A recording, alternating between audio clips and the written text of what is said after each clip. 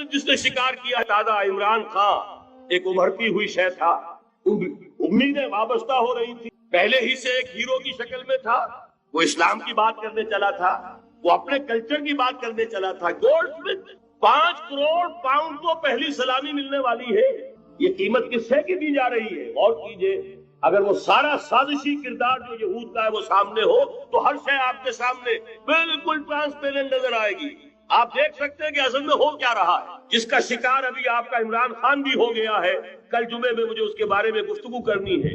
Order of the الومناٹی 1776 میں قائم کیا گیا تھا، یہودیوں کی سازش، وہ آج تک چل رہی ہے۔ آج بھی یہودی ہے کہ جو اسلام کا خاتمہ اور مسلمانوں کو اپنے کمی کاری بنانے کے لیے ایک پورے ورلڈ آرڈر کا نقشہ بنا کر آ چکے ہیں، اور آج در حقیقت آپ کا اصل دشمن، میں بالکل اتفاق کرتا ہوں مولانا سے، اصل دشمن نمبر 1 میرے اور آپ کے اندر موجود ہے، میرا اور آپ کا نفس۔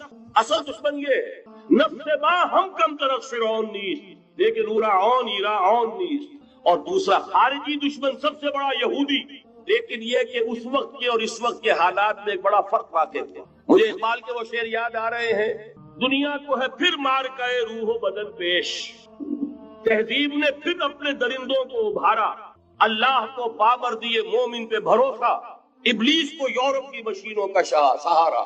وہی تاریخ ستیزہ کار رہا ہے ازل سے تا امروز، چراغ مصطفی سے شرار بولہوی، تو دنیا کو ہے پھر مار کے روح و بدن پیش، تہذیب نے پھر اپنے درندوں کو ابھارا، اللہ کو پامر دیے مومن پہ بھروسہ، ابلیس کو یورپ کی مشینوں کا سہارا۔ میں جس فرق کی طرف اشارہ کر رہا ہوں ذرا اس پر غور کیجئے۔ جس وقت یہودی حضور صلی اللہ علیہ وسلم اور صحابہ کرام کی مخالفت کر رہے تھے، ان کے اور عیسائیوں کے درمیان دشمنی تھی۔ وقالت الیہود لیست النصارى علی شیء وقالت النصارى لیست الیہود علی شیء، ان میں آپس میں سانپ اور نیولے کا بیر تھا اس وقت، جبکہ نبی اکرم صلی اللہ علیہ وسلم کے ساتھ یہود کی یہ کشاکش جاری تھی۔ یہی وجہ ہے کہ آپ کو معلوم ہے کہ قرآن مجید کہتا ہے کہ بدترین دشمن تمام انسانوں میں اہل ایمان کے وہ یہود ہیں، اور قریب ترین اگر کسی کو پاؤ گے دوستی میں مسلمانوں کے تو وہ نصارہ۔ سورہ مائدہ کی آیت ہے، وَلَتَجِدَنَّ أَشَدَّ النَّاسِ عَدَاوَةً لِلَّذِينَ آمَنُوا الْيَهُودَ وَلَتَجِدَنَّ أَقْرَبَهُمْ لِلَّذِينَ آمَنُوا مَوَدَّةً لِلَّذِينَ آمَنُوا الَّذِينَ قَالُوا إِنَّا نَصَارَىٰ۔ اس وقت صورتحال یہ تھی۔ آج زمین و آسمان کا فرق واقع ہو چکا ہے۔ آج یہودی عیسائی پر مسلط ہو چکا، یہودیوں نے پورا عالم عیسائیت فتح کر لیا، آج پورا عالم عیسائیت یہودیت کا اعلی کار بن چکا ہے۔ چنانچہ پہلے تو ایک ہی بات تھی، یہ تو تقریباً 300-400 سال قبل ہو چکا، کہ west white Anglo Saxon Protestants یہ تو اعلی کار بن گئے تھے آج سے صدیوں پہلے۔ انہی کے ذریعے سے یورپ کے اندر انہوں نے سود کی اجازت حاصل کی، انہی کے ذریعے سے یہ ساری فحاشی اور یہ ساری عریانی کا جو بازار گرم کیا، یہ در حقیقت آزاد خیالی، لبرلزم، حریت فکر، حریت عمل، میں آزاد ہوں، میں ننگا جانا چاہتا ہوں بازار میں، آپ کون ہوتے روکنے والے؟ آپ اپنی آنکھیں بند کر لیں، ہم آزاد ہیں، ہم 2 مرد ہیں، شادی کرنا چاہتے ہیں، شوہر اور بیوی کی حیثیت سے رہنا چاہتے ہیں، آپ کون اعتراض کرنے والے؟ یہ سارا یہود کی سازش۔ اور آپ کو معلوم ہونا چاہیے جب تک پوپ کا کنٹرول تھا یورپ پر، یعنی ابھی کیتھولک جو عیسائیت ہے وہ غالب تھی، اس وقت تک پورے یورپ میں سود حرام تھا، کہیں انٹرسٹ کا کاروبار نہیں ہو سکتا تھا۔ یہ پروٹیسٹنٹس کے ذریعے سے اس کی اجازت حاصل کی، نتیجہ یہ نکلا، علامہ اقبال شاعر مشرق اس صدی کے آغاز میں گیا تھا یورپ، اور وہاں جا کر اس نے دیکھ لیا تھا فرنگ کی رگے جہاں پنجے یہود میں۔ معاشی اعتبار سے یہودیوں نے پورے یورپ کے اوپر اپنا تسلط قائم کر لیا تھا، اور یہ یہودی کون تھے؟ روتھشائلڈ، گولڈ سمتھ۔ بہرحال مجھے جو دوسری بات کہنی تھی وہ یہ کہ یریدون لیطفئوا نور اللہ بافواہہم، اس وقت بھی یہودی تھا، آج بھی یہودی، لیکن فرق یہ واقع ہوا ہے کہ اس وقت یہودی کے کنٹرول میں عیسائی نہیں تھے، بلکہ 1200 برس تک یہودیوں کے اوپر ظلم و ستم بلکہ ہوتا رہا عیسائیوں کے ہاتھوں۔ پورے یورپ میں پرسیکیوٹڈ تھے، انہیں اگر کہیں سہارا ملا مسلمانوں کے ذریعے سے اسپین میں ملا ہے۔ بن گوریان نے خود لکھا اپنی کتاب میں کہ ڈیورنگ دی ڈائسپورا، یہ ہمارا جو انتشار کا دور ہے سن 70 عیسوی سے جو شروع ہوا تھا، اس ڈائسپورا کے دوران Our golden period is the period of Muslim Spain. ہمارا سنہری دور وہی ہے جو مسلمان ہسپانیہ کا دور ہے. انہیں آرام ملا, انہیں پروٹیکشن ملی, انہیں عیش ملے, اور وہیں سے انہوں نے عیسائیت کے اندر نقب لگا کر اور وہاں سے اپنے راستے پیدا کیے. اور دوسرا کام یہ کیا, عیسائیوں کی عداوت کا رخ اپنی بجائے مسلمان. اب میں آپ کو ذرا اس جو انسانوں میں سے انسان دشمنی کا جن کا سب سے بڑا رول ہے, میں ان کی 2000 سالہ تاریخ کا آپ کے سامنے نقشہ رکھنا چاہتا ہوں. ان 1400 سال کا تو میں نے صرف 4 آپ کو پوائنٹس بتائے.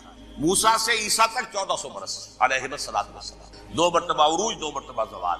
اشیریوں کے ہاتھوں پٹوائی, بابلیوں کے ہاتھوں پٹانا, گریکس کے ہاتھوں مرمت, رومنس کے ہاتھوں. یہ جو 2000 سال ہے, کیونکہ اب تو ظاہر بات ہے 21ویں صدی شروع ہو گئی, 20 صدیاں حضرت مسیح کو پوری ہو گئی. پہلی بات نوٹ کیجئے, حضرت مسیح کی پیدائش ہے سن 1 قبل مسیح. یہ نکتہ آپ نے کبھی سنا ہے یا نہیں؟ جب ملینیم کا سلسلہ شروع ہوا تھا پچھلے سال, تو میں نے بیان کر دیا تھا کہ ایک عجیب حساب میں انہوں نے غلطی. حضرت مسیح کی پیدائش ہوئی 25 دسمبر کو, سن انہوں نے شروع کر دیا, اس کے بعد جنوری آئی تو پہلا سال شروع ہو گیا.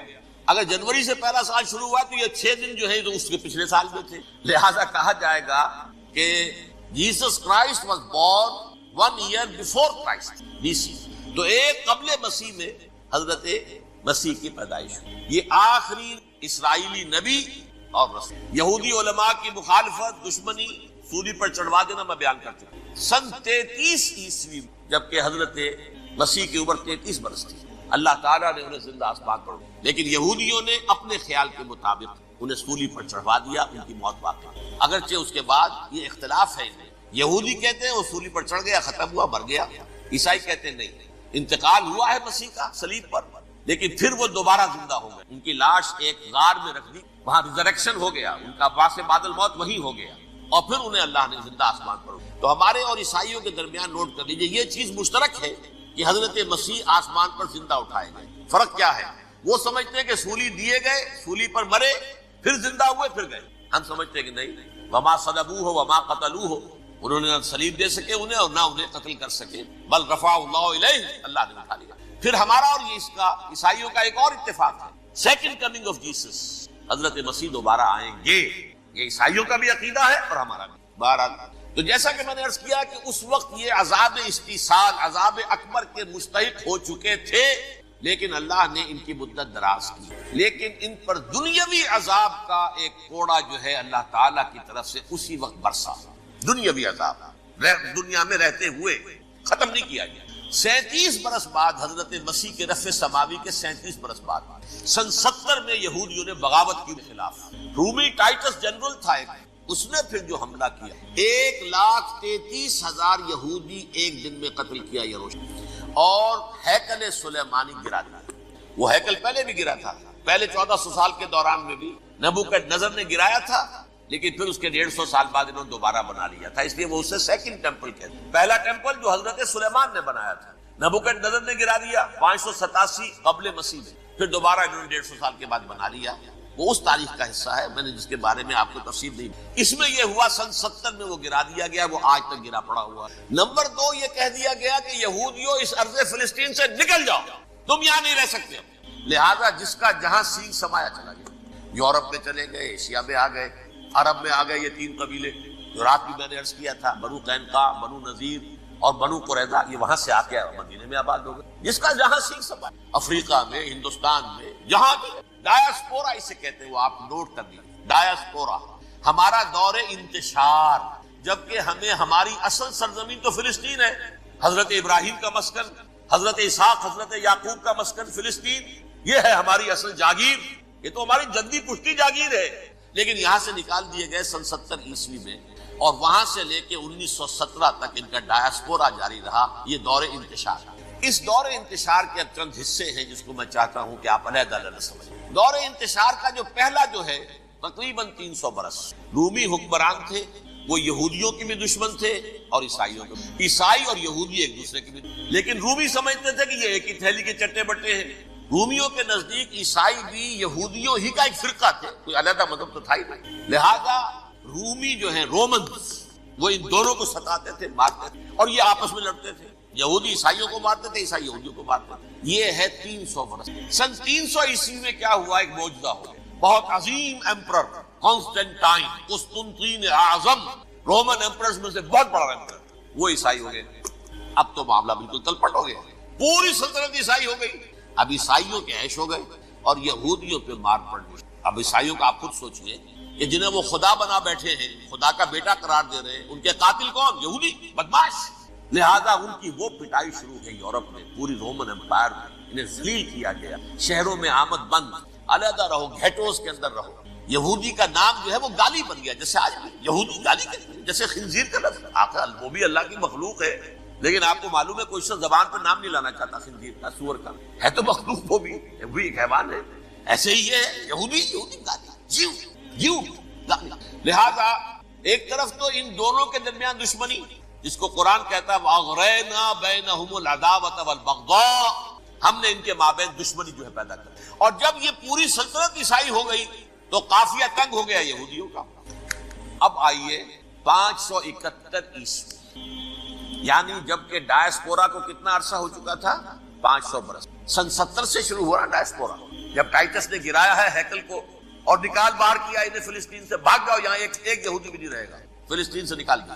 اس کے پورے 500 برس بعد سن 571 عیسوی میں حضور کی پیدائش ہوئی، ولادت باسعادت محمد رسول اللہ صلی اللہ علیہ وسلم۔ 610 میں آپ پر وحی کا آغاز ہوا، لیکن حضور کے ساتھ ان کا معاملہ کیا ہوا؟ اول تو جبکہ حضور ابھی مکے ہی میں تھے، یہودیوں نے ریشہ دوانیاں شروع کر دی حضور کے خلاف۔ قریش مکہ کو سکھاتے تھے، پڑھاتے تھے، ان سے یہ پوچھو، ان سے یہ پوچھو، انہیں اس طرح تنگ کرو، ان سے یہ امتحان لو۔ یہ آپ کے علم میں سورہ بنی اسرائیل میں، سورہ کہف میں وہ سوالات، جو امتحانی سوالات آئے تھے، ذوالقرنین کون تھا، اصحاب کہف کون تھے، تم رسول بنے پھرتے ہو تو بتاؤ، اور یہ روح کی حقیقت کیا بتاؤ۔ یہ ساری ریشہ دوانیاں کر رہے تھے بیٹھے ہوئے ابھی وہیں پر، حضور ابھی پہنچے بھی نہیں۔ ہجرت فرما کر حضور تشریف لے آئے تو حضور نے جسے ماسٹر سٹروک کہا جائے گا، یعنی اسٹیٹس مین شپ کا ماسٹر سٹروک، آپ نے مدینے میں آتے یہودیوں کے ساتھ پیکٹ کر لیا، جوائنٹ ڈیفنس پیکٹ آف مدینہ، کہ اگر مکے والے ہم پر حملہ کریں گے تو ہم مل جل کر ایک قوم کی حیثیت سے مقابلہ کریں گے۔ یہ میثاق مدینہ کہلاتا ہے، جس کے بہت غلط معنی پہنائے جا رہے ہیں آج کل۔ بہرحال میں موضوع میرا چونکہ یہ نہیں، میں ادھر نہیں جاؤں، لیکن ہوا کیا، ہر مرتبہ یہ خیانت، ان نے جو عہد کیے تھے ان سے پھرے، اندر ہی اندر سازش، ریشہ دوانی، حضور کی بدترین دشمنی۔ سورہ نساء کی آیت، یہ طالبان کون ہیں، کہاں سے آ گئے ہیں؟ کوئی 30 سال پہلے تو ان کا کوئی تذکرہ نہیں تھا۔ ہاں، افغانستان میں طالب علموں کو طالبان کہہ دیا جاتا تھا، اس پہلو سے تو وہ موجود تھے، لیکن طالبان ایک سیاسی یا عسکری قوت کی حیثیت سے کیسے منظر پر آئے؟ اس کے لیے ذرا سرسری سا آپ کو جائزہ لینا ہوگا افغانستان کی تاریخ کے پچھلے 30-35 سالوں۔ افغانستان میں آپ کو معلوم ہے کئی سو سال سے ایک بادشاہی نظام چل رہا تھا، اور اکثر و بیشتر بڑا اطمینان کے ساتھ چل رہا تھا، امن کے ساتھ چل رہا۔ اگرچہ افغانستان کے جو دیہی علاقے تھے ان میں رہنے والوں کی جو اکثریت، عظیم اکثریت ہے، وہ بڑی شدید مذہبی انداز کی تھی، نماز، روزہ اور اس پردہ، حجاب، یہ ان کے کلچر میں شامل ہے۔ یوں سمجھیے کہ یہ مذہب ہونے کا پہلو بعد میں آتا ہے، ان کے کلچر کا جز ہے۔ لیکن یہ ہے کہ جو بڑے شہر تھے، خاص طور پر کابل، وہ پوری طرح ویسٹرنائز ہو چکا تھا بادشاہ کے نام کے تحت۔ جب شاہ ظاہر شاہ آئے تھے ایک دفعہ پاکستان، ان کے ساتھ ان کی بیگم بھی تھی بلکہ، اور وہ سکرٹ پہنے ہوئے تھے، ٹانگیں ان کی ننگی تھی، تو لوگ بڑے حیران ہوئے تھے، افغانستان، افغان بادشاہ کی بیگم جو ہے افغان ملکہ اس لباس میں۔ لیکن واقعہ یہی ہے کہ کابل جو ہے پورے طور پر ویسٹرنائز تھا، اکثر و بیشتر وہاں بھی جو لوگ نچلے طبقات میں تھے ان کے اندر ظاہر بات ہے کہ مذہب کا وہ جو کلچر ہے ان کا وہ موجود تھا۔ اس کیفیت میں ایک سڈن چینج آئی جب سردار داؤد خان نے تختہ الٹا ظاہر شاہ کا، اور ان کی لیننگز جو ہیں، رجحان جو ہیں، وہ روس کی طرف زیادہ تھے، لیکن یہ کہ وہ کوئی خالص نظریاتی کمیونسٹ نہیں تھے۔ اس کے بعد آپ کو یاد ہوگا یکے بعد دیگرے کئی قتل ہوئے، سردار داؤد کو کسی نے قتل کیا، پھر اس کو کسی اور نے قتل کیا، پھر کسی اور نے قتل کیا، اور اس کے بعد آخر میں کیا ہوا کہ روسی فوجیں اور کرمل جو تھا اس کے ساتھ روسی فوجیں آ گئی۔ تو یہ جو ایک تبدیلی ہوئی ہے، اس کے خلاف جو ہے اسلامی قوتوں کی طرف سے ریزنٹمنٹ آئی، اس لیے کہ اگرچہ ان تبدیلیوں کے دوران کمیونزم جو ہے وہ کم سے کم جو شہری علاقے تھے افغانستان کے، اس میں مضبوط قدم جما چکا تھا۔ پارٹیاں دو تھیں، پرچم اور خلق، لیکن ان دونوں کے درمیان فرق وہی تھا جو رشین ریولیوشن میں مونشوکس اور بولشوکس کا تھا۔ پارٹیاں دو لیکن نظریہ ایک۔ کمیونزم ایک، قیادتیں دو جدا، دو پارٹیاں. اسی طریقے سے ان کی پارٹیاں دو تھیں، آپس میں ان کا جو ہے پاور سٹرگل بھی جاری تھی، لیکن کمیونزم کے اوپر وہ بالکل جو ہے پورے متفق. اب یہاں پاکستان میں اس کا جو رد عمل ہوا اس کو سمجھیے، جو بہت صحیح ہوا. ابھی جب کہ وہ ریزسٹنس شروع ہوئی تھی اور روسی فوجیں نہیں آئی تھیں، ابھی گویا کہ ایک لوکل فینومینا تھا، گویا کہ سب کچھ جو ہے وہ افغانستان کے اندر، جس کو میلٹنگ پاٹ کہتے ہیں، اسی کے اندر تھا. تو اس وقت بھی ظاہر بات ہے کہ کمیونزم کے خلاف مسلمانوں کے اندر اور مذہبی مزاج کے لوگوں کے اندر ایک رد عمل شروع ہوا، ریزسٹنس شروع ہوا. اور ان میں خاص طور پر کالجوں اور یونیورسٹیوں کے طلبہ کا حصہ بہت زیادہ تھا. یہ لوگ جو ہیں یا تو جماعت اسلامی کے زیر اثر تھے اور یا زیادہ تر جو ہے الاخوان المسلمون کے زیر اثر تھے. انہی کے لیڈروں میں حکمت یار تھے، گلبدین حکمت یار، انہی میں احمد شاہ مسعود، اور ان دونوں کی بڑی گہری دوستی تھی، بہت گہرے ایک دوسرے کے ساتھ یہ گویا کہ کامریڈز تھے اور ساتھی تھے. پھر استاد ربانی، عبد الرسول سیاف، اس قسم کے لوگ، ان لوگوں نے جو ریزسٹنس موومنٹ شروع کی. تو یہاں بھٹو صاحب نے اس وقت بالکل صحیح قدم اٹھایا. ان میں سے بعض لوگوں کو دعوت دی، وہ آئے دارالحکومت میں، بھٹو صاحب کے مہمان رہے، ان کی پیٹھ تھپ کی کہ ٹھیک ہے کرو کوشش، اور یقیناً کچھ نہ کچھ جو ہے انہیں مدد بھی دی ہوگی. لیکن یہ کہ اس کے بارے میں مجھے معلوم کچھ نہیں ہے. اندازہ ہے کہ جب بلایا ہے، پیٹھ تھپکی ہے، اس لیے کہ ظاہر بات ہے ان کو معلوم تھا یہ کہ اگر جو ہے یہاں پر کمیونزم آ گیا اور خاص طور پر روس اگر قابض ہو گیا تو پھر اس کا اگلا قدم پاکستان ہے. گویا کہ وہ جو صدیوں پرانا خواب ہے روسیوں کا، وہ زار کے زمانے کا خواب ہے کہ سائبیرین ریچ جو ہے وہ بہت ہی چاہتا تھا کہ کسی طریقے سے یہ افغانستان اور پاکستان کو رونگتے ہوئے اور وہ جو ہے بحیرہ عرب، عریبین سی اور بحر ہند، انڈین اوشن کے گرم پانیوں تک پہنچ جائے. لہذا افغانستان میں قدم جم گئے تو ظاہر بات ہے کہ اس کے بعد اگلا ہدف جو ہے وہ پاکستان ہوگا. تو یہ صورتحال تھی کہ جس میں بھٹو صاحب نے جو قدم اٹھایا وہ بالکل صحیح تھا. بعد میں جب روسی فوجیں آ گئیں، اب ایک ریزسٹنس شروع ہوئی زبردست. ان میں سب سے پہلی ریزسٹنس جو ہے وہ در حقیقت جو جہاد شروع ہوا ہے وہ جہاد فی سبیل الحریت تھا. اس کی بنیاد مذہبی نہیں تھی بلکہ آزادی. اس لیے کہ افغان قوم جو ہے وہ غلام رہنے کی عادی نہیں ہے، اس کے لیے ذہناً تیار نہیں، جذباتی طور پر تیار نہیں. یہ پوری تاریخ کی حقیقت ہے. چنانچہ اسی زمانے میں جب روس کے خلاف جنگ جاری تھی اور جہاد ہو رہا تھا افغانستان میں، تو مارگریٹ تھیچر ایک دفعہ آئی تھی پاکستان کے دورے پر، اور وہ طورخم پر جا کر انہوں نے خطاب کیا تھا کچھ لوگوں سے، جس میں بڑے تاریخی جملے مجھے آج تک یاد ہیں. We learned our lesson and the Russians will also soon learn their lesson. Afghanistan کے بارے میں ہم نے سبق سیکھ لیا تھا. ہم نے بار بار فوج کشی کی اور فتح کیا، لیکن اپنا قبضہ برقرار نہیں رکھ سکے. اسی طریقے سے بالفرض اگر روس نے قبضہ کر بھی لیا تو وہ یہاں رہ نہیں سکے گا. یہ سبق جو ہے ہم نے تو سیکھ لیا ہے، روسی بھی سیکھ لیں گے. بہرحال اس وقت جو صورتحال پیدا ہوئی اس میں ایک فیکٹر جو نیا آیا اس کو ذہن میں رکھیے. اس وقت پورے عالم اسلام میں احیاء اسلام اور نفاذ شریعت کا ایک جذبہ پروان چڑھ رہا تھا. یہ جذبہ شروع ہوا ہے کب؟ جب کہ کولونیل رول کا بستر طے ہونا شروع ہوا. یہ یورپین جو پاورز تھی انہوں نے اپنا بستر رول کرنا شروع کیا. تو جیسے جیسے مسلمان ممالک آزاد ہوئے ان کو یاد آیا، جیسے آدمی کو نیند سے اٹھے تو یاد آیا کہ میں نے کوئی خواب دیکھا تھا، یاد آیا کہ ہمارا بھی تو ایک نظام ہوتا تھا نا. یہ انگریزوں کے آنے سے پہلے یا ولندیزیوں کے آنے سے پہلے یا فرانسیسیوں کے آنے سے پہلے یا اطالویوں کے آنے سے پہلے یا اسپینیئرز کے آنے سے پہلے یہ آخر ہمارا ایک نظام تھا. تو اب ہم اس نظام کو دوبارہ قائم کریں. یہ ایک جذبہ تھا، اگرچہ مبہم تھا، واضح نہیں تھا. اور یہ کہ آج کے دور میں اسلامی نظام کیا ہوگا، کیسے ہوگا، اس کے کوئی واضح تصورات نہیں تھے، لیکن جذبہ موجود تھا. اسی کو علامہ اقبال نے جو ہے ابلیس کی زبان سے کہلوایا ہے، وہ ابلیس کی مجلس شورا میں، کہ ہے اگر کوئی خطر مجھ کو تو اس امت سے ہے، نہ مجھے جمہوریت سے کوئی اندیشہ ہے.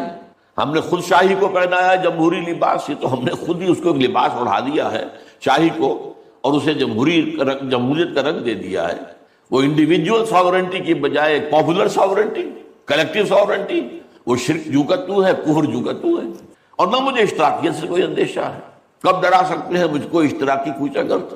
ہاں ہے اگر کوئی خطر مجھ کو تو اس امت سے ہے جس کی خاکستر میں ہے اب تک شرار آرزو. یہ جو جذبہ تھا اور یہ جو تڑپ تھی، یہ اگرچہ پورے عالم اسلام میں تھی لیکن کہیں بھی اس کی کوئی کامیابی کی صورت نظر نہیں آ رہی تھی. جذبہ موجود. اس وقت ایسا ہوا کہ جہاد افغانستان کو ایک تو اس جذبے نے سپورٹ کیا، اور یہ جذبہ کھنچ کر آیا کہ شاید ہاں افغانستان کے اندر اب یہ کام عملاً ہو جائے گا۔ اس لیے پوری دنیا سے لوگ آئے، والنٹیئرز آئے، انہوں نے جانیں دی، انہوں نے وہاں پر محنتیں کی، اپنے کوئی انڈونیشیا سے چلا آ رہا ہے، کوئی برما سے چلا آ رہا ہے، کوئی فلسطین سے چلا آ رہا ہے، کوئی فلپائن سے چلا آ رہا ہے، کوئی تھائی لینڈ سے چلا آ رہا ہے، کوئی سعودی عرب سے چلا آ رہا ہے، کوئی مصر سے چلا آ رہا ہے، کوئی لیبیا سے چلا آ رہا ہے، کوئی چچنیا سے چلا آ رہا ہے، یہ سارے لوگ آئے وہاں، اس لیے کہ جذبہ یہ کہا گیا کہ یہ جہاد فی سبیل اللہ ہے۔ میں واضح کر چکا ہوں کہ میرے نزدیک وہ جہاد فی سبیل اللہ نہیں تھا۔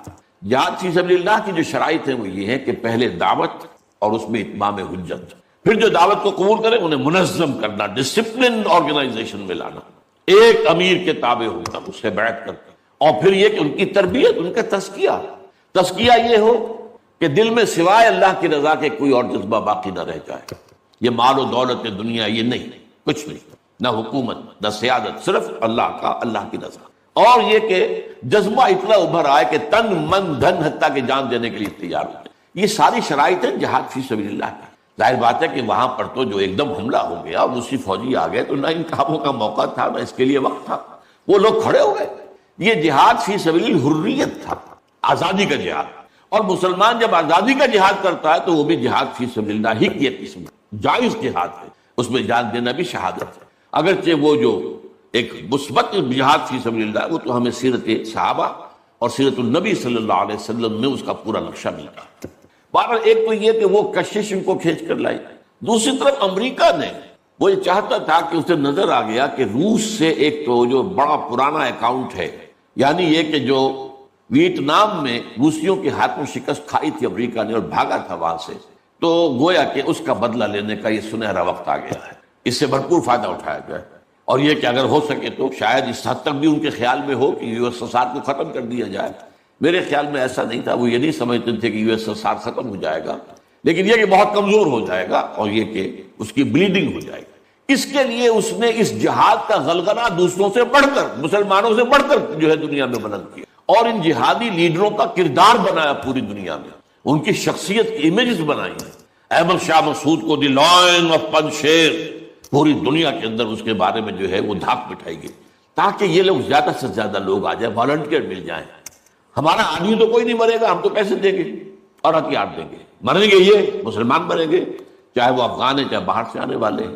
تو وہ جو غلغلہ جہاد کا تھا، اور اس میں گویا کہ ایک طرح سے امریکہ کے اس ایجنڈے کو نہ جانتے ہوئے نہ سمجھتے ہوئے گویا کہ لا علمی میں جو تقویت پہنچائی وہ ایسے لیڈروں نے، جن میں بن لادن بھی ہیں، وہ جہاد کے لیے لوگوں کو کھینچ کر علم باری سے لے کر آئے، ان میں عبداللہ ابن عزام بھی تھے شہید رحمۃ اللہ علیہ، انہی میں عمر عبد الرحمن ہے جس وقت امریکہ کی جیل میں پڑے ہوئے۔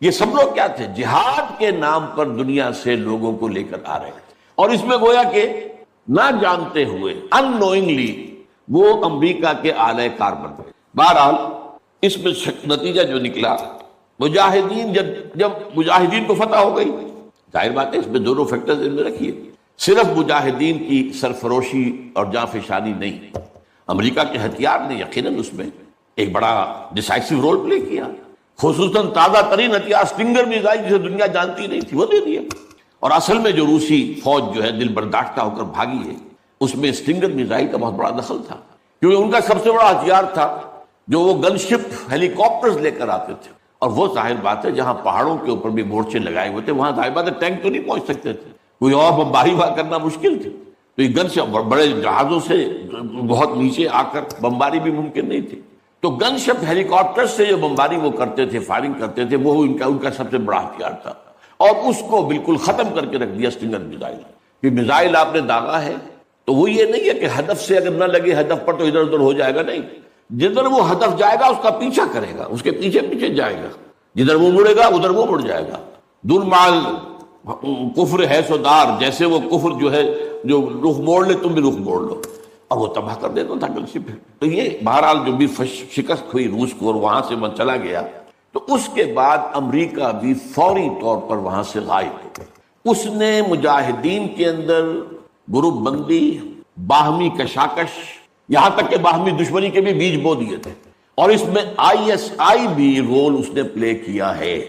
ISI یہ چاہتی تھی کہ یہاں کوئی ایک مضبوط ایسی حکومت نہ بن جائے کہ جس کو جو ہمارے پھر کنٹرول میں نہ رہے، لہذا ISI والوں کا جو بھی رول ہوگا نیتی سے پاکستان کے لیے. لیکن یہ مجھ سے ایک مجاہدین لیڈرز میں سے ایک صاحب نے خود کہا کہ ہمیں لڑوایا ISI نے. میں نہیں کہہ سکتا کتنی اس میں درستی ہے اور کتنی غلطی ہے، لیکن امریکہ نے یہ کیا کہ لڑا کر ان کو بجائے اس کے کہ کوئی حکومت وہاں قائم کرواتا اور آرام کے ساتھ وہاں سے رخصت ہوتا، اس حکومت کو مستحکم کر کے، جیسے کہ وہ اپنا سر توڑ زور لگا رہا ہے عراق کے اندر کہ یہاں کوئی حکومت جو ہے وہ قائم ہو جائے، مستحکم ہو جائے، پھر یہاں سے ہم رفتہ رفتہ نکلے. وہ فوراً بھاگے آپس میں، وہ جو ہے دشمنی کے بیج بو کر. نتیجہ کیا نکلا؟ وہ جہاد فی سبیل اللہ، فساد فی سبیل اللہ بدل گیا. وہ تباہی آئی ہے افغانستان پر جو پہلے نہیں آئی تھی، روسیوں کے ہاتھوں نہیں آئی تھی، خاص طور پر کابل میں. اصل تباہی و بربادی جو خانہ جنگی سے آئی ہے. اور اس کا ایک اور نتیجہ یہ نکلا کہ مختلف علاقوں میں وارڈ لارڈز نے اپنی چھوٹی چھوٹی حکومتیں، ریاستیں قائم کر لی. وارڈ لارڈز، ہتھیار ان کے پاس ہیں، اور وہ ہتھیار جو ہیں اس جنگ کے اندر امریکہ کے دیے ہوئے ان کے پاس بہت کافی جو ہے ابھی موجود تھے، ان کا اسلحہ خانہ تھا. تو اپنے علاقے معین. اب 15ویں صدی میں ہم ہیں. اب ایک بات میں کہہ رہا ہوں اور وہ میری ذاتی رائے ہے، گمان، اندازہ، اس میں مجھ سے اختلاف کرنے کا ہر ایک کو حق ہے.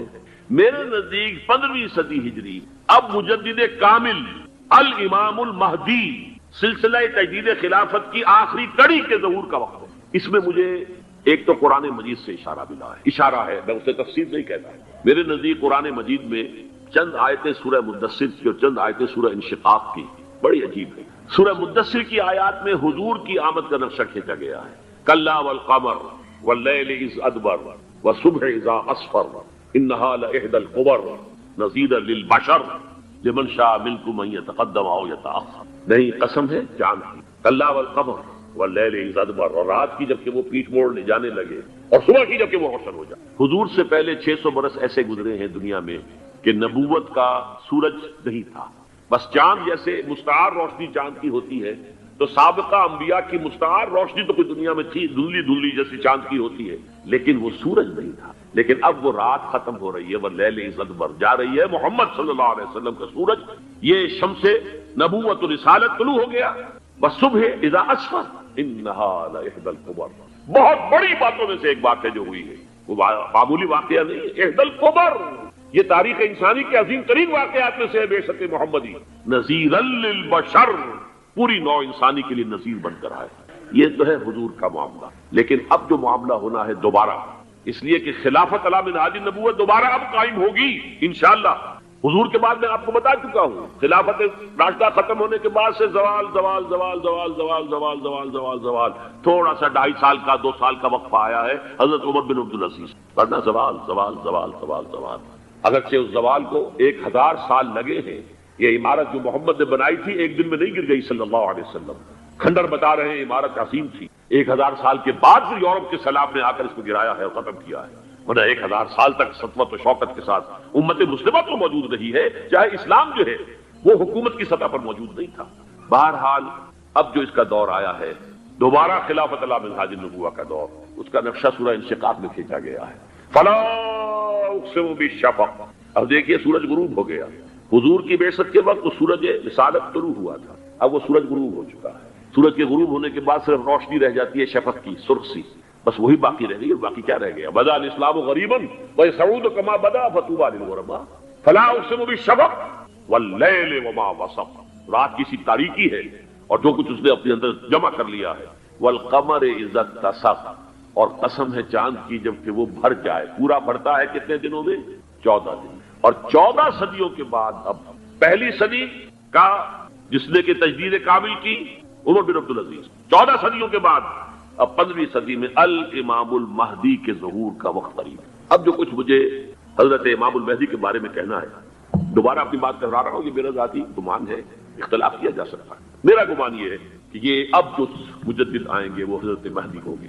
پہلی بات تو یہ جان لیجئے کہ مہدی 2 ہیں، ایک شیعوں کے مہدی، ایک سنیوں کے مہدی. ان میں بڑا فرق ہے. شیعہ حضرات مہدی کو مانتے ہیں، وہ ان کے 12ویں امام ہیں. ان کے عقیدے کے مطابق انہیں پیدا ہونے کے فوراً بعد اس اندیشے سے کہ انہیں قتل کر دیا جائے گا ایک غار میں چھپا دیا گیا تھا. تقریباً 1200 برس سے وہ اس غار کے اندر ہیں. وہ روپوش ہیں، چھپے ہوئے ہیں، اسی لیے انہیں امام غائب کہا جاتا ہے. اور اب ان کا انتظار ہو رہا ہے، اس لیے انہیں امام منتظر بھی کہا جاتا ہے۔ اس لیے شیعوں کے دارالعلوم جو ہوتے ہیں دارالعلوم المنتظر، وہ اس لیے کہ ان کا انتظار کیا جا رہا ہے۔ تو یہ ہے، اب وہ ان کا خیال ہے کہ آخری دور میں، آخری زمانے میں وہ ظاہر ہو جائیں گے، غار سے نکل آئیں گے۔ دیکھیے، میں اس عقیدے کو اس بنا پر رد نہیں کرتا کہ یہ ناممکن ہے کہ کیسے کوئی شخص جو ہے 1200 برس تک کسی غار کے اندر زندہ رہ سکتا ہے۔ نہیں، میں سمجھتا ہوں ممکن ہے۔ 300 برس تک اصحاب کہف رہے کہ نہیں رہے؟ سوئے رہے۔ 300 ایئرس ہم مانتے ہیں۔ حضرت عیسیٰ اسی حیات عرضی کے ساتھ 2000 سال سے موجود ہیں آسمان پہ کہ نہیں؟ آپ کو معلوم ہے حضرت عزیر 100 برس تک مرنے کے بعد دوبارہ زندہ کر دیے گئے۔ فَأَمَاتَهُ اللَّهُ مِئَةَ عَامٍ ثُمَّ بَعَثَهُ۔ تو ناممکنات میں سے کوئی سوال پیدا نہیں ہو، لیکن یہ کہ آیا کوئی امامت معصومہ کا تصور قرآن اور حدیث سے ہمیں ملتا ہے؟ پھر یہ کیا یہ موروثی امامت کہ حضرت علی کی نسل جو حضرت فاطمہ سے چلی ہے اسی میں یہ امامت ہوگی؟ اس کے لیے ہمارے پاس کوئی دلیل نہیں ہے، ہم اس کو تسلیم نہیں کرتے۔ ہم تو سمجھتے ہیں کہ معصومیت ختم ہو گئی محمد الرسول اللہ صلی اللہ علیہ وسلم پر، خاتم المعصومین ہے محمد الرسول اللہ۔ اب ان کے بعد تو اجتہاد ہے اور خلافت ہے، عام معاملات میں اجتہاد ہوگا، نظام خلافت کا ہوگا۔ تو ہمارے نزدیک جو میں جس مہدی کا نام لے رہا ہوں وہ مہدی ہے جو ایک مجدد ہوں گے، جیسے کہ مجددین کے نام میں نے آپ کو گنوائے ہیں، مجدد الفسانی ہو، شاہ ولی اللہ ہو، سید احمد بریلوی ہو، شیخ الہند ہو، ایک ہوں گے انسان جو پیدا ہوں گے انسانوں کی طرح عام طور پر اپنی عمر کو پختگی کو پہنچیں گے، پھر وہ سامنے آئیں گے منظر پر، پھر وہ کام کریں گے، قیادت کریں گے، عرب میں ان کا ظہور ہوگا۔ دوسری بات یہ نوٹ کر لیجئے حضرت مہدی کے بارے میں، ہمارے ہاں احادیث کے جو مجموعے ہیں ان میں جو ٹاپ کے 2 مجموعے ہیں ان میں کہیں حضرت مہدی کا ذکر نہیں ہے، نہ صحیح بخاری میں نہ صحیح مسلم، لیکن ہم اسے نظر انداز نہیں کر سکتے کہ صحائح ستہ کی بقیہ 4 کتابوں کے اندر موجود ہے، لہذا نظر انداز نہیں کر سکتے، اگنور کرنا ممکن نہیں ہے۔ اب اس میں چاہتا ہوں کہ کچھ حدیثیں آپ کو میں سناؤں جن میں حضرت مہدی کا تذکرہ کیا گیا ہے۔ پہلی ہے وعن عبداللہ ابن مسعود قال قال رسول اللہ صلی اللہ علیہ وسلم، حضرت عبداللہ ابن مسعود سے روایت ہے، وہ فرماتے ہیں کہ حضور نے ارشاد فرمایا لا تذهب الدنيا حتى يملك العرب رجل من اہل بیتی، یہ دنیا ختم نہیں ہوگی جب تک کہ عرب پر میرے اہل بیت میں سے ایک شخص کی حکومت قائم نہ ہو۔ اور آپ کو معلوم ہے کہ آج تک عرب پر حضور کے اہل بیت کی کوئی حکومت قائم نہیں ہوئی، اور جب قائم ہوئی بھی تھی حضرت علی کو اگر شمار کیا جائے، اس لیے کہ حضور نے وہ جو مشہور واقعہ ہے کہ ایک چادر میں لے لیا تھا حضرت علی کو اور حضرت فاطمہ اور حضرات حسنین کو، اللہم ہؤلاء اہل بیتی، اے اللہ یہ بھی میرے اہل بیت ہیں۔ تو حضرت علی کی بھی حکومت منعقد نہیں ہوئی، پورے عالم اسلام پر ان کی حکومت نہیں تھی، اس لیے کہ شام اور مصر دونوں صوبے جو ہیں انہوں نے ان کی اطاعت قبول نہیں کی۔ اس حوالے سے یہ معاملہ ابھی ہونا ہے۔ لا تذهب الدنيا حتى يملك العرب رجل من اہل بیتی یواطئ اسمہ اسمی، اس کا نام وہی ہوگا جو میرا نام ہے، یعنی محمد صلی اللہ علیہ وسلم، اور ان کا نام بھی مہدی کا نام بھی محمد ہو۔ مہدی تو ان کا لقب ہے، یہ ترمذی میں بھی ہے، ابو داؤد میں بھی ہے، سنن ابی داؤد جامع ترمذی، بلکہ ابو داؤد میں ایک اور روایت ہے، قال حضور نے فرمایا لو لم يبقى من الدنيا الا يوم، اگر دنیا کی زندگی میں سے کچھ بھی نہ بچے سوائے ایک دن کے، لطول اللہ تعالی ذلك اليوم، تو اللہ تعالیٰ اس دن کو لمبا کر دے گا، حتى يبعث فيه رجلا مني، یہاں تک کہ میرے خاندان میں سے ایک شخص کو اٹھائے گا، من اہل بیتی، میرے اہل بیت میں سے، یواطئ اسمہ اسمی و اسم ابی ہے اسم ابی، جس کا نام میرے نام پر ہوگا، جس کے والد کا نام میرے والد کے نام پر ہوگا، محمد ابن عبداللہ ان کا نام ہوگا، اور وہ یملأ الارض قسطا وعدلا کما ملئت ظلما وجورا، وہ سرزمین عرب کو عدل اور انصاف سے اسی طرح بھر دیں گے جیسے کہ وہ ظلم اور زیادتی سے بھر چکی ہو۔ دوسری روایت ہے حضرت ابو سعید خدری رضی اللہ تعالی عنہ سے، حضور نے فرمایا المہدی منی اجل الجبہۃ اقنى الانف يملأ الارض قسطا وعدلا كما ملئت ظلما وجورا يملك 7 سنين، رواہ داؤد، کہ مہدی مجھ میں سے ہوں گے بڑی روشن پیشانی والے اور بڑی کھڑی ناک والے، وہ زمین کو بھر دیں گے انصاف سے اور عدل سے جیسے کہ وہ ظلم سے بھری ہوئی ہوگی، اور وہ 7 برس تک حکومت کرے گے۔ عرب میں خالص خلافت علی منہاج النبوہ کا نظام حضرت مہدی کے ہاتھوں قائم ہوگا اور 7 برس تک قائم رہے گا عرب کے اندر، اس کا اگلا مرحلہ میں بعد میں بیان کروں۔ تیسری روایت، اور اس کو میں اس لیے خاص طور پر سنا رہا ہوں کہ اس میں وہی الفاظ آئے ہیں جو میں نے ابتدا میں حدیث آپ کو سنائی تھی، اس کے الفاظ ہیں۔ عن ابی سعید قال ذکر رسول اللہ صلی اللہ علیہ وسلم بلاء یصیب هذه الامہ حتی لا یجد الرجل ملجا یلجا الیہ من الظلم، حضور نے ذکر فرمایا کہ ایک دور ایسا آئے گا انتہائی ابتلاء اور آزمائش اور مصائب کا کہ کسی شخص کو کوئی سر چھپانے کی جگہ نہیں ملے گی اس ظلم سے اپنے آپ کو بچانے کے لیے۔ فَيَبْعَثُ اللَّهُ رَجُلًا مِنْ عِتْرَتِي وَأَهْلِ بَيْتِي، تو پھر اللہ میرے خاندان میں سے، میرے اہل بیت میں سے اٹھائے گا ایک شخص کو، فَيَمْلَأُ بِهِ الْأَرْضَ قِسْطًا وَعَدْلًا، اور اس کے ذریعے سے اللہ تعالیٰ زمین کو عدل و قسط سے بھر دے گا، یرضا عنہ ساکن السماء، یہ وہی الفاظ آ گئے اب، اس سے پھر راضی ہو جائیں گے آسمانوں میں رہنے والے بھی، وساکن الارض، اور زمین میں رہنے والے بھی۔ لا تدع السماء من قطرها شيئا الا ثبت، آسمان اپنا ایک قطرہ بھی نہیں روکے گا مگر یہ کہ اس کو زمین کے اوپر نثار کر دے گا، بارش کی شکل میں گرا دے گا۔ ولا تدع الارض من نباتها شيئا الا اخرجت، اور زمین اپنی پیداوار میں سے کوئی شے نہیں چھپائے گی، نہیں روکے گی مگر کچھ تو ظاہر کرے گی۔ یا یہ کہ دنیا میں اقتدار کہ کسی مسند پر انسان بیٹھا ہے، یا یہ کہ کوئی اس کے ہاتھ میں اختیار نہیں، یہ تمام جو حالات انسان پر طاری ہوتے ہیں، ان کے جواب میں جو طرز عمل فکری اعتبار سے اور عملاً انسان اختیار کرتا ہے، اس کے 4 درجے۔ پہلا درجہ ہے انتہائی گمراہی، ضل ضلالا بعیدا۔ وہ کیا ہے؟ اگر عزت ہوئی، نعمتیں ملی، فلاں دیوی یا دیوتا کی نگاہ کرم ہے، اس کی کرپا سے یہ ہو گیا، اور اگر کوئی تکلیف آ گئی، مصیبت آ گئی، معلوم ہوتا ہے کہ فلاں دیوی یا دیوتا ہم سے ناراض ہو، یہ کالی دیوی کی طرف سے کوئی مصیبت آ گئی ہے، یا یہ کہ یہ لکشمی دیوی کی نگاہ کرم ہے کہ ہمیں دولت مل گئی ہے۔ یہ تو ہے شرک۔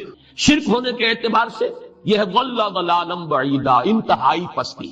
اس پستی سے اوپر آئیں گے تو توحید کی پہلی منزل ہے۔